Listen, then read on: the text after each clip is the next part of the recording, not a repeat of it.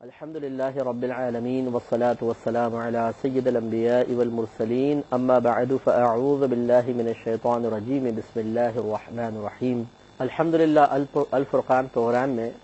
پچھلے آپ نے جتنے پروگرام دیکھے ہیں ان میں ہم نے جو ابھی پچھلے 3-4 پروگرام گزرے اس میں ناموں کے بارے میں تفصیل سے کلام کیا اور یقیناً ہمیں امید ہے کہ بہت سی باتیں نئی بھی معلوم ہوئی ہوں گی، استفادہ کرنے کا موقع ملا ہوگا۔ اب جس ہم نے موضوع کا انتخاب کیا ہے اس میں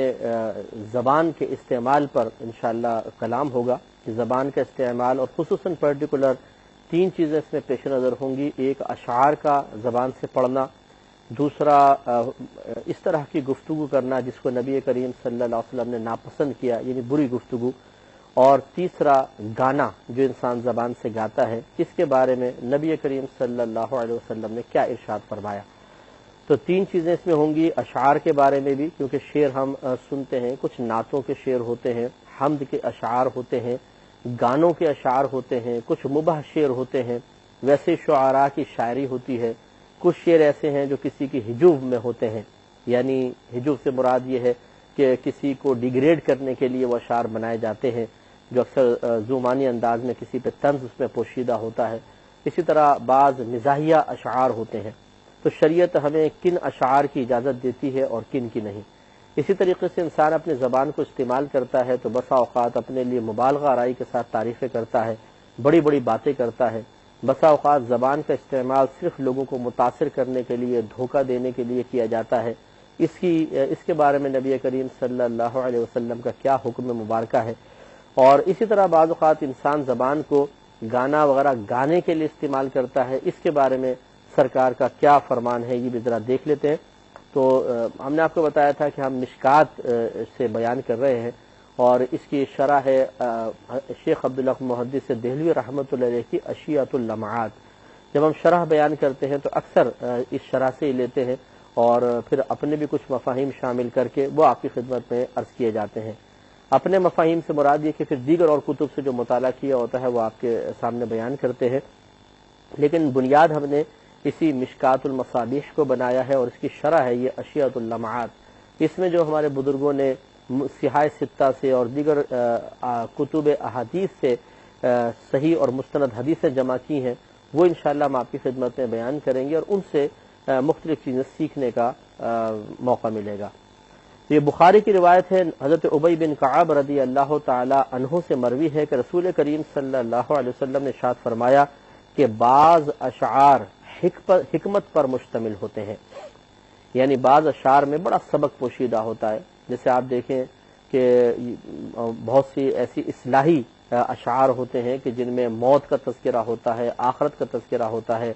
اور اسی طرح اللہ تبارک و تعالیٰ کی قدرت کا اظہار ان میں کیا گیا ہوتا ہے۔ تو شعر ایک بڑا مؤثر ذریعہ ہے کیونکہ ہماری جہاں ہمیں نثر بہت پسند ہوتا ہے، نظم بہت پسند ہوتی ہے، یعنی سر لے جس کو کہتے ہیں، اسی طریقے سے بعض اوقات جب موضوع شعر ہمارے سامنے پڑھا جاتا ہے، چاہے وہ باقاعدہ تربیہ انداز میں نہ ہو، طرز بنا کر نہ ہو،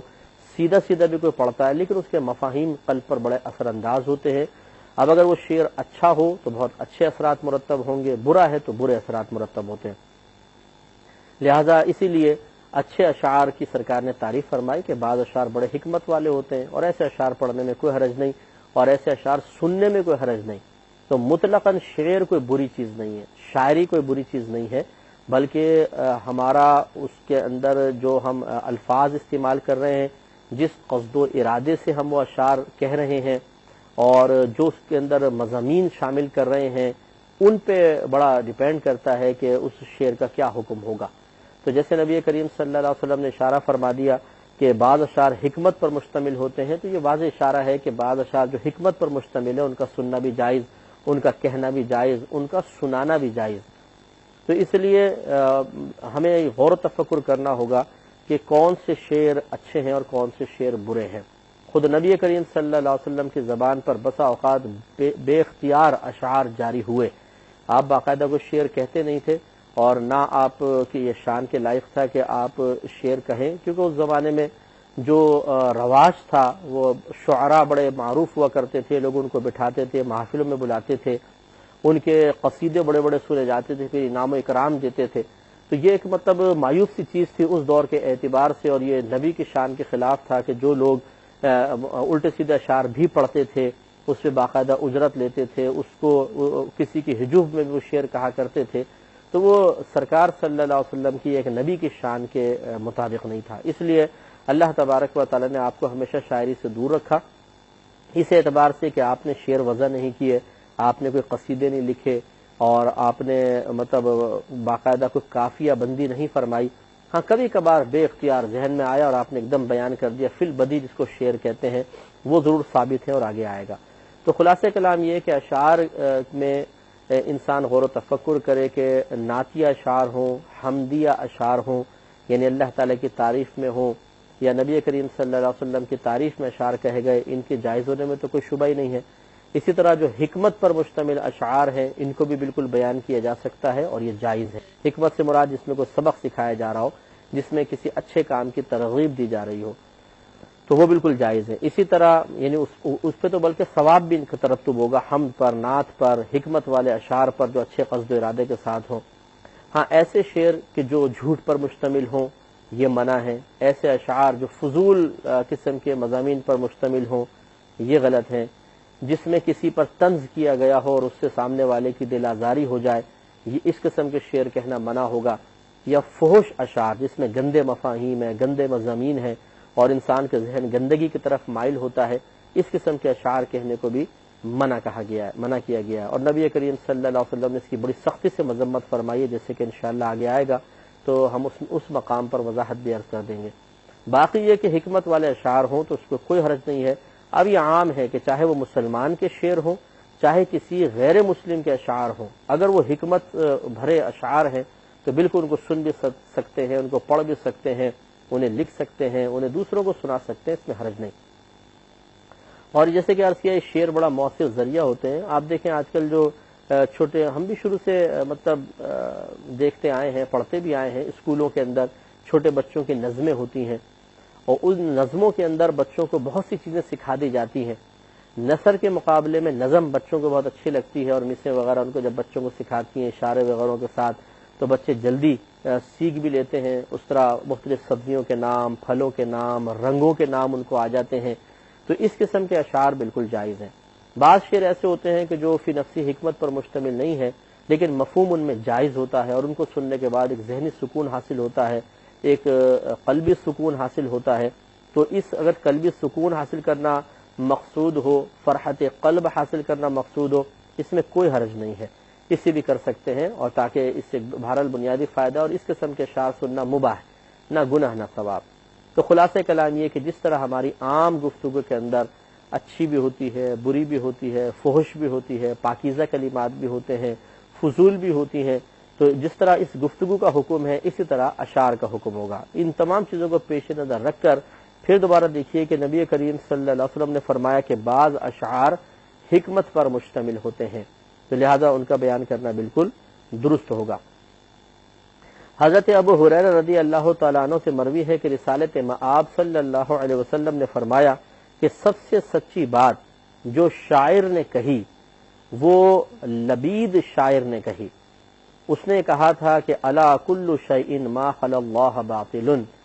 کہ خبردار اللہ تبارک و تعالیٰ کے علاوہ ہر شے فنا ہو جانے والی ہے. یہ ایک مصرع ہے ایک رباعی کا. تو اس کا مطلب یہ کہ نبی کریم نے اشعار سنے ہوئے تھے، اور حفظ بھی تھے، یاد بھی تھے بہت سی باتیں، اور سرکار نے فرمایا اس نے سب سے بہتر بات کہی. تو یہ لبید جو شاعر تھے یہ پہلے زمانہ جاہلیت میں اشعار کہتے تھے، پھر اللہ تبارک و تعالی نے آپ کو ایمان لانے کی توفیق عطا فرمائی، اور یہ باقاعدہ صحابی تھے، اور یہ 157 سال کی عمر میں انہوں نے وصال فرمایا تھا، تقریباً 157 سال کی.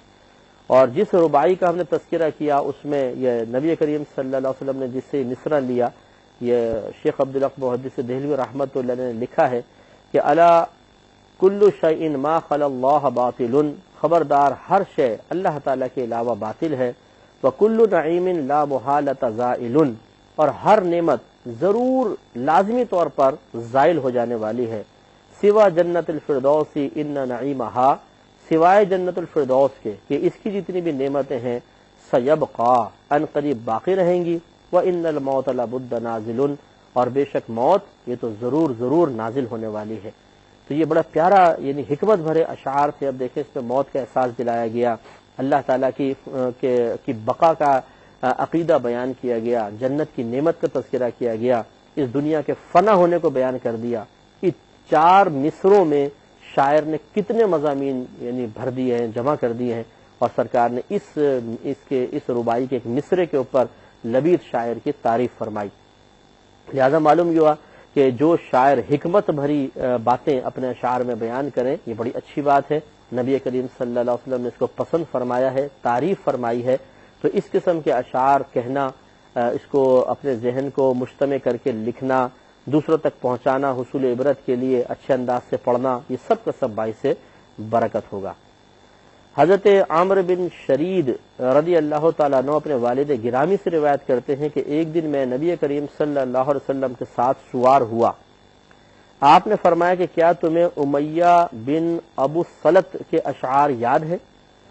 میں نے عرض کیا کہ جی ہاں یاد ہیں۔ فرمایا کہ پڑھو۔ میں نے ایک شعر پڑھا، فرمایا اور پڑھو۔ میں نے اور پڑھا۔ سرکار فرماتے گئے حتیٰ کہ، یہ مسلم کی روایتیں کہتے ہیں، حتیٰ کہ میں نے آپ کو 100 اشعار سنائے۔ تو اب یہ بھی دیکھیے کہ یہ جو شخص تھا امیہ ابن سلط، ان کے بارے میں یہ کہتے ہیں شیخ عبدالحق محدث دہلوی رحمۃ اللہ علیہ کہ اس شخص کا تعلق قبیلہ ثقیف سے ہے۔ دور جاہلیت میں اہل کتاب سے دین سیکھا، عبادت کرتے تھے، احکام دین پہ عمل کرتے تھے، قیامت پر ایمان رکھتے تھے۔ اس شخص کے اشعار حکمت و نصیحت پر مشتمل ہوتے تھے۔ نبی کریم صلی اللہ علیہ وسلم نے اس کے بارے میں فرمایا کہ اس کے اشعار ایمان لائے اور اس کے دل نے کفر کیا۔ وجہ یہ تھی کہ یہ بعد میں ایمان لانے کی سعادت حاصل نہیں کر سکا، جیسے بھی آپ آگے دیکھیے گا۔ اور دوسری روایت میں ہے کہ اس کی زبان ایمان لائی اور اس کے دل نے کفر کیا۔ کہ زبان سے تو ایسے اشعار کہتا ہے کہ جو بڑے ہی نصیحت آموز اور ایمان پر مشتمل نظر آتے ہیں، لیکن دل سے یہ مجھے اپنا نبی تسلیم نہ کر سکا تو اس کے دل نے کفر کیا۔ تو یہ شیخ عبدالحق محدث دہلوی رحمۃ اللہ علیہ مزید لکھتے ہیں کہ یہ شخص ہمیشہ اہل کتاب سے نبی کریم صلی اللہ علیہ وسلم کے بارے میں پوچھتا رہتا تھا۔ اسے گمان تھا کہ شاید نبی کریم صلی اللہ علیہ وسلم میرے ہی قبیلے سے ہوں گے، یعنی اس کا قبیلہ ثقیف تھا، تو یہ تمنا کرتا تھا کہ اس قبیلے سے نبی کریم صلی اللہ علیہ وسلم کا ظہور ہو۔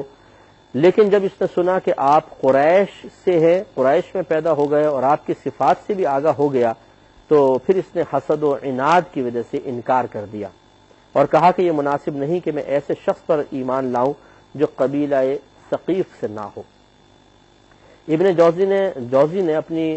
سیرت کی کتاب الوفا میں ذکر کیا ہے کہ جب اس نے نبی کریم صلی اللہ علیہ وسلم کے اوصاف سنے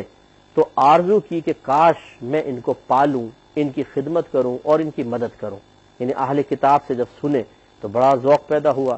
لیکن جب نبی کریم صلی اللہ علیہ وسلم کی نبوت کا اظہار ہو گیا تو اس نے شقاوت کی وجہ سے انکار کر دیا۔ اور یہ پہلا شخص تھا جس نے خط کی ابتدا میں بسمک اللہم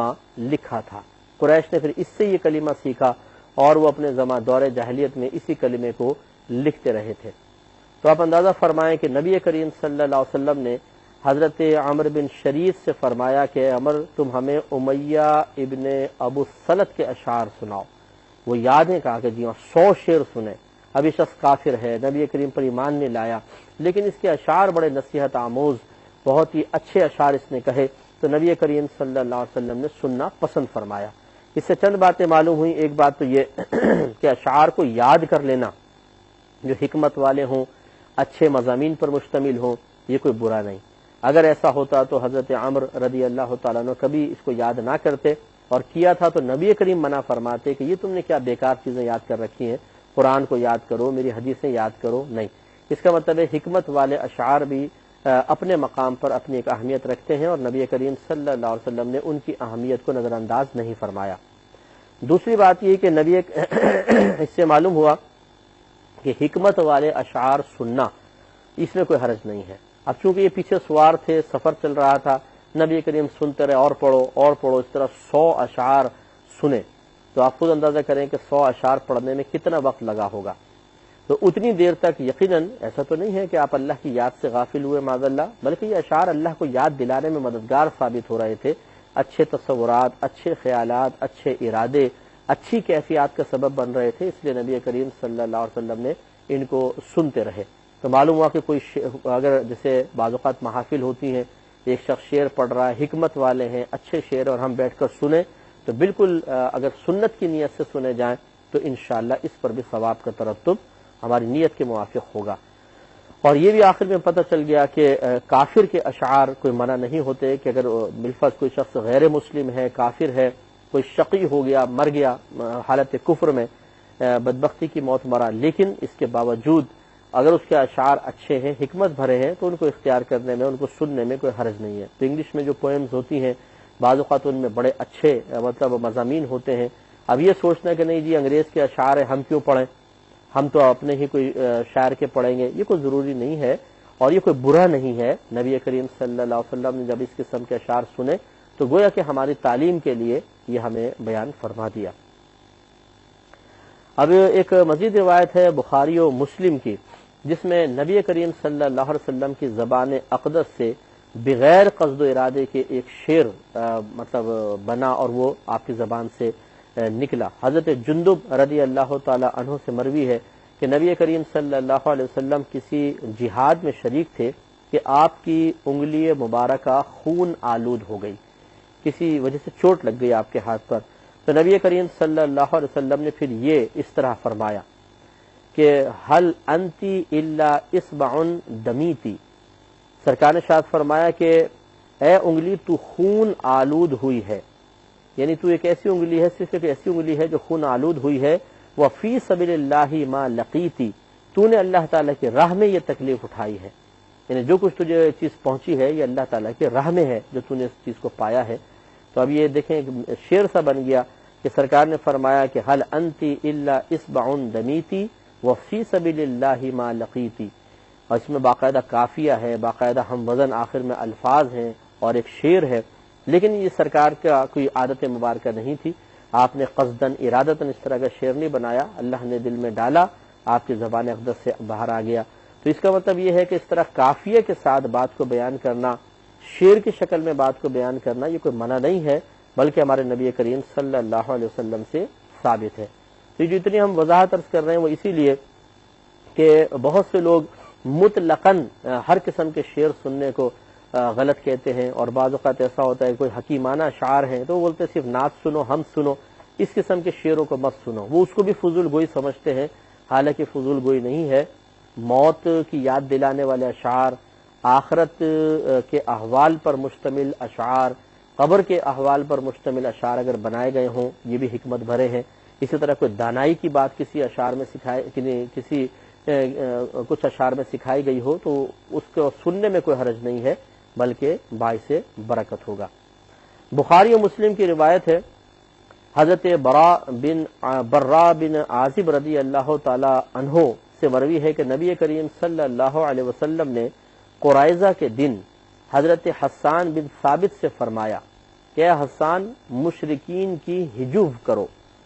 بے شک جبریل تمہارے ساتھ ہے، اور رسالت معاب صلی اللہ علیہ وسلم حضرت حسان سے فرما رہے تھے کہ میری طرف سے جواب دو، اور پھر اللہ کی بارگاہ میں عرض کرتے تھے کہ اے اللہ ان کی روح القدس کے ذریعے مدد فرما۔ بخاری و مسلم کی روایت ہے۔